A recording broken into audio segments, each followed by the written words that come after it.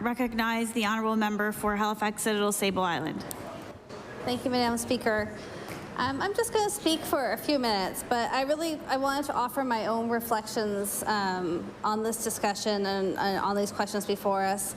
You know, like many of us before being elected, I had lots of experience in lots of different diverse organizations, and they ranged from very formal settings such as the Dalhousie Board of Governors to nonprofit boards at the federal and provincial level and acting as chair.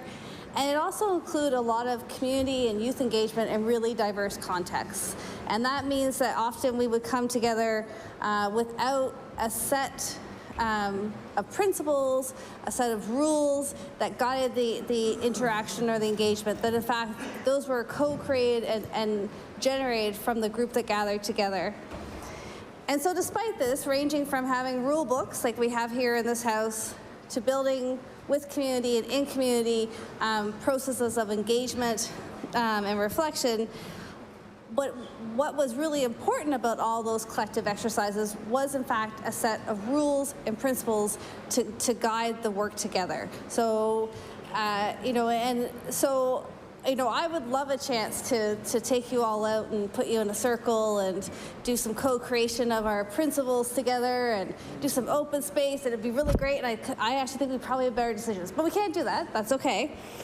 But I think that we need to respect the shared principles that we have that guide our work together. They're important for our collective well-being in this, our workplace. They're important for the collective well-being of Nova Scotians that have elected us, that expect us to act in a certain way and expect to have decisions made in a certain way. They have access to the rules that guide us as well as we do. And we need processes that ensure fairness, respect, rational discussion, and problem solving. And I think, you know, so many people have spoken to those principles today. And I think that in our case, a key part of those principles that give us the basis for our rational discussion and decision making is in fact the role of having an impartial chair, of having a speaker, an impartial speaker.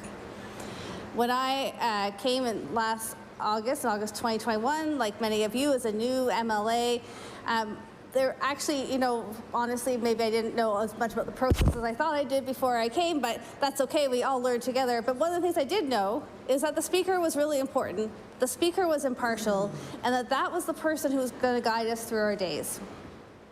And so that was what I continue to expect from the role of a speaker, is the impartial guidance of taking us through our days in a way that respects collective well-being, in a way that implements the procedures that we have accepted as an organization, as a province, that guide our decision-making here.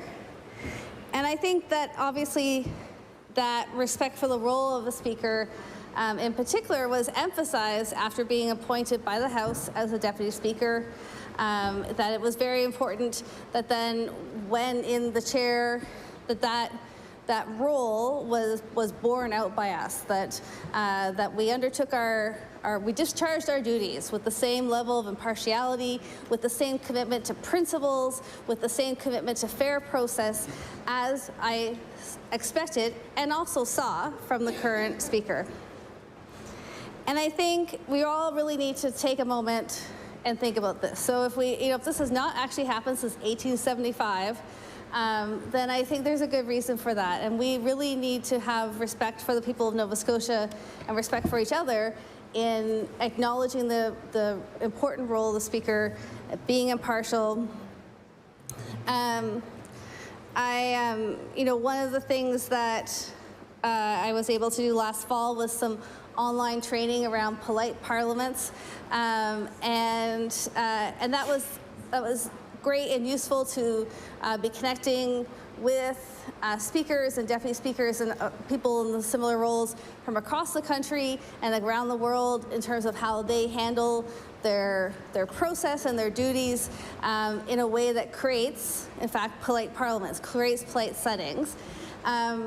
But really recognizing the role of the speaker or the chair or someone who's deputized in that role as being at the heart of that. And like I will say that my other reflection at the polite parliament training was actually, wouldn't it be great if we didn't actually have to have training on how to manage a polite parliament, and we were actually all respectful and I was going to say nice to each other, but that we were respectful to each other in the exchange of debate. And I will say that I have seen many settings, different types of community conversations and collective decision making where, in fact, there has been, in fact, a lot more care with one another and a lot more respect. So I would actually say, of course, that we do need a strong chair and a strong speaker in this role.